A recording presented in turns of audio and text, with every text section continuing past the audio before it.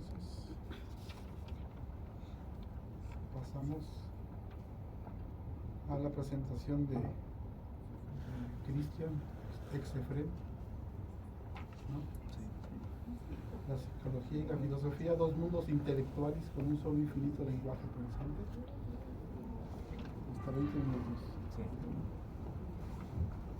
En este breve ensayo no me dispongo a responder un enigma del mundo del lenguaje en la filosofía y psicología, como tampoco tiene fines demostrativos.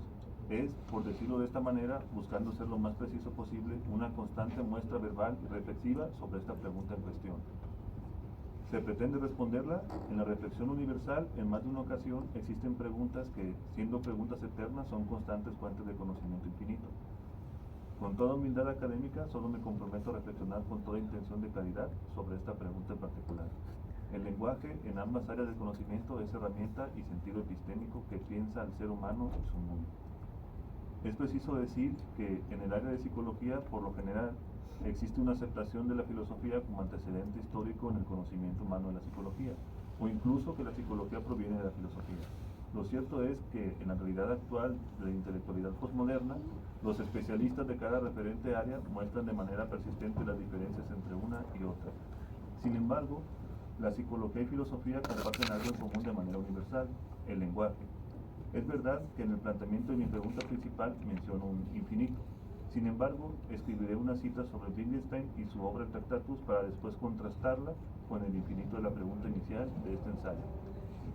La cita es la siguiente: los límites de mi lenguaje son los límites de mi mundo. En la cita anterior se habla sobre límites y hace una relación entre el lenguaje y el mundo.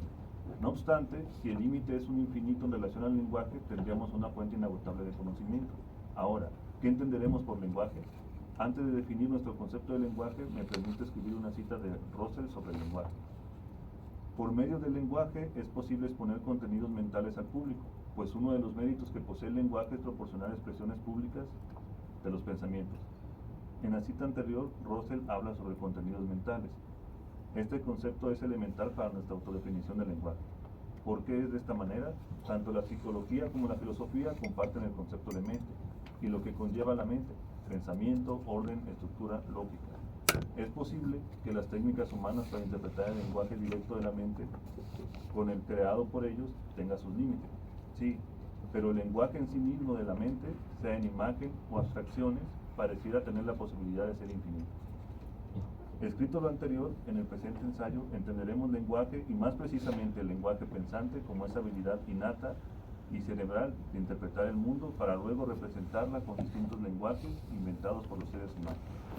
Hasta aquí, al definir el lenguaje pensante, lo distinguimos del lenguaje o los lenguajes ordinarios creados por el ser humano.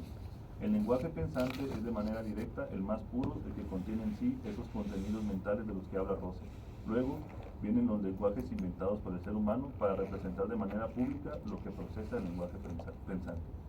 Antes de seguir con el desarrollo de este breve ensayo, considero pertinente escribir una cita sobre qué se entiende por psicología, luego por filosofía. La cita sobre la definición de la psicología es la siguiente: la psicología es la ciencia de la conducta y los procesos mentales. En la anterior cita se habla de procesos mentales para definir la psicología, lo cual es esencial para nuestra definición del lenguaje pensante. Ahora, para definir la filosofía, escribiré la cita siguiente: conjunto de saberes que busca establecer de manera racional los principios más generales que organizan y orientan el conocimiento de la realidad, así como el sentido del obrar humano. En la cita anterior sobre la definición de filosofía se menciona lo racional y la realidad, que de manera coherente relacionamos ambos conceptos también de forma primitiva y no elaborada con nuestro lenguaje pensante.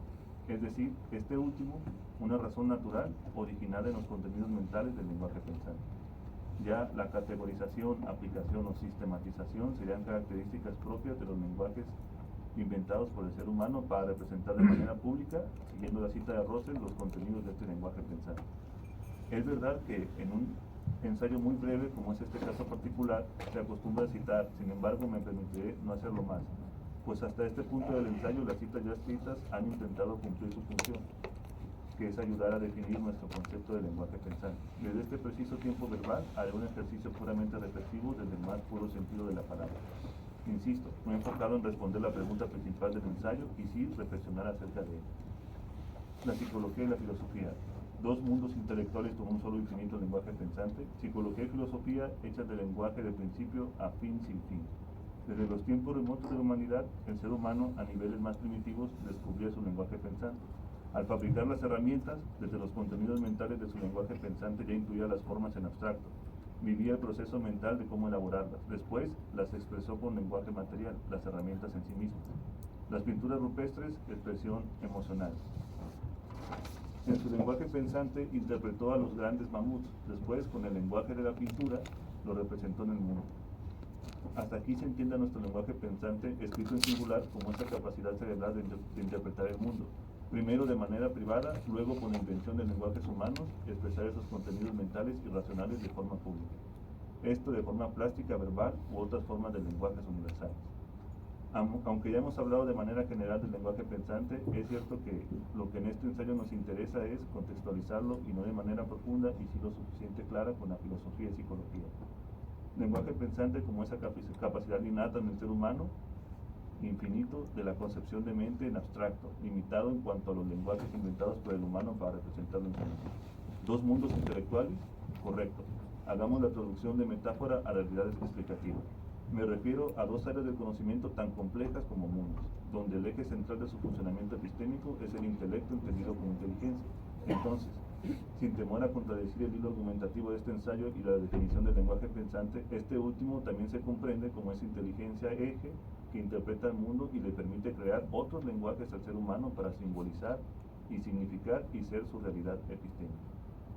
Que si la mente es una metáfora del funcionamiento cerebral como lo es el alma, aun siendo metáforas, son lenguaje proveniente del lenguaje pensante, por lo tanto, realidades simbólicas del conocimiento en psicología y filosofía. He aquí el siguiente comentario al respecto. Las metáforas son parte de los lenguajes verbales inventados por el ser humano para representar una realidad en particular. Esa realidad en particular es el cerebro y su funcionamiento en las emociones y pensamientos humanos, donde el lenguaje pensante precisamente en esa capacidad mental para interpretar de manera abstracta u otras formas a una realidad y expresarla con distintos lenguajes hacia el mundo. Para intentar ilustrar el comentario anterior, expondré el siguiente ejemplo. Un psicólogo y un filósofo miran una manzana con forma de cerebro caer del árbol del conocimiento en algún parque universal. Ambos comparten lenguajes verbales, escritos y orales, lenguajes de observación científica y filosófica. De nuevo, ambos comparten lenguaje. Observan el mismo fenómeno siendo en el mundo, sí. Comparten lenguajes y aunque con distintos enfoques epistémicos, tanto el filósofo como el psicólogo, desde su innata capacidad cerebral o su lenguaje pensante, ya interpretaron esa manzana singular. Por decirlo de una manera coloquial, el psicólogo desde una de sus teorías psicoanalistas podrá decir que esa manzana es la representación inconsciente de sus sueños o alguna técnica de terapia le permitirá deducir que según como la dibuje él u otro individuo en particular, entonces parece ciertas características psicológicas. El filósofo, desde la estética, podrá decir que es sublime o fea esa manzana, desde la hermenéutica que es un símbolo con significado ambiguo. Tanto el psicólogo como el filósofo comparten lenguajes verbales, aunque sus métodos de aplicación a la realidad sean diferentes.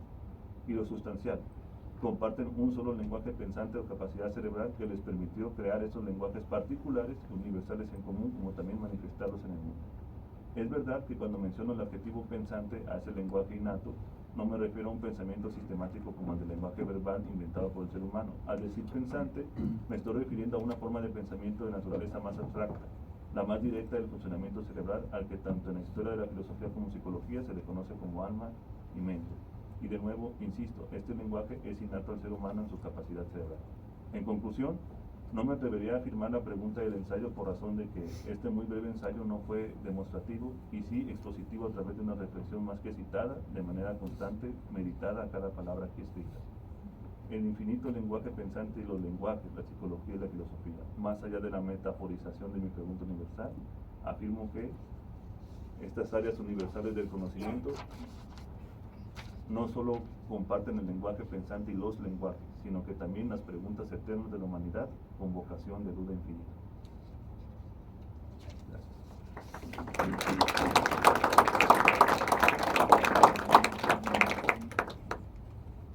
De nuevo, abrimos un tiempo para preguntas, comentarios breves y sustanciosos, o por lo menos breves. Una pena que haya llegado tarde y no te la pude escuchar. Qué bueno, pero hay una parte que dices, bueno, en realidad puede haber como un objeto similar entre estos, pero lo que marca el cambio son los métodos y cómo se aplican esos objetos, ¿no? Sí, Sin embargo, por ejemplo, en un método en particular, quiero saber tu opinión al respecto. sí. Como la fenomenología, hay ciertos como aproximaciones que pareciera que sí la psicología también hace uso de estas. Espero no hacer una barbaridad, pero tengo que, por ejemplo, la Gestalt pareciera que es muy similar en ese sentido. Sí. Porque me parece que es muy tajante decir cada una por sus métodos, Exacto. sino que hay momentos que por lo menos, no sé si todos los métodos, pero en la fenomenología creo que sí lo pueden jalar. ¿Qué tienes en mente al respecto? ¿Qué puedes decir? Bueno, debo decir que en mi ensayo hablé de manera muy general sobre esta cuestión, no profundicé, pero respecto a su pregunta, sí, en la filosofía, en la psicología Gestalt y humanista, sí tiene bastantes similitudes e influencias de la filosofía. Y a pesar de que tienen, como dije, métodos y aplicaciones distintas, no suelen ser tan extremas, sino que tienen ciertos matices. Y en este caso sigo insistiendo que tanto la psicología como la filosofía, a pesar de que parecen tener enfoques en momentos muy opuestos, comparten algo que es universal como el lenguaje.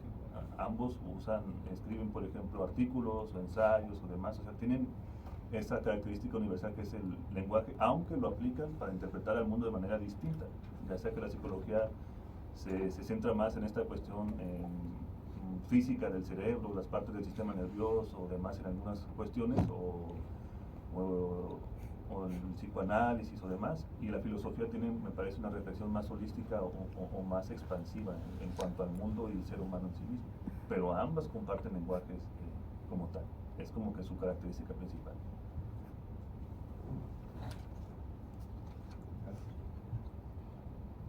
Yo, con lo que acaba de mencionar, por ejemplo, ¿no podríamos decir que entonces también la ciencia, al igual que la filosofía y la psicología, comparten un lenguaje?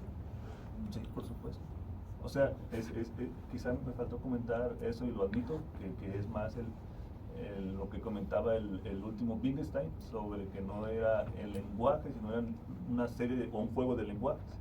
Y yo me refiero a esa parte que comparten el lenguaje, pero no un lenguaje único y preciso para cada área, sino el lenguaje en el sentido más universal del concepto de lenguaje. Pero por supuesto que cada área tiene sus lenguajes técnicos con que reconocen e interpretan el mundo. Gracias. Sí. ¿Alguna otra pregunta?